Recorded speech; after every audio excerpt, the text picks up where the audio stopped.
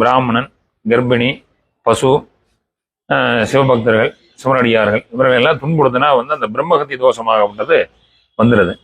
வரும்போது சுப்பிரமணிய சுவாமி சூரன் ஒரு சிவபக்தன். அவரை சம்ஹாரம் பண்ண உடனே அவருக்கு அந்த வீரஹத்தி தோஷம் அப்படின்னு சொல்லிடுது. பிரம்மஹத்தி அல்ல, வீரஹத்தி தோஷம் என்று ஒரு தோஷம் முருகப்பெருமானுக்கு அந்த தோஷம் அமையப்பட்டது.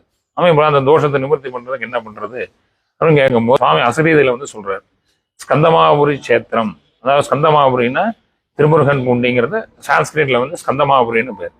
ஸ்கந்தமாபுரி பட்டணத்துல போய் நீ தீர்த்தத்துல நீராடிண்டு சிவபூஜை பண்ணால் அந்த அந்த வீரகத்தி தோஷமாகப்பட்டது நிவர்த்தியாகும் என்று அசரீதியில சுவாமி சொல்றார். சுவாமி சொல்லும் போது சரி, முருகப்பெருமான் அந்த அங்கிருந்து வரும்போது அவர் அந்த கோபதாபம் அடங்காம அங்கிருந்து வரார்.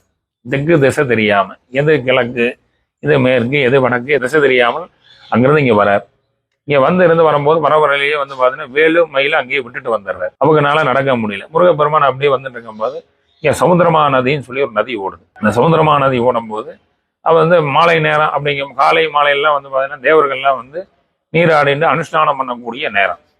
அந்த நேரங்கள்லாம் ஆகப்பட்டது கரெக்டா அமைஞ்சு வரும்போது சுப்பிரமணிய சுவாமி என்ன பண்றாருன்னா நீராடுறார்.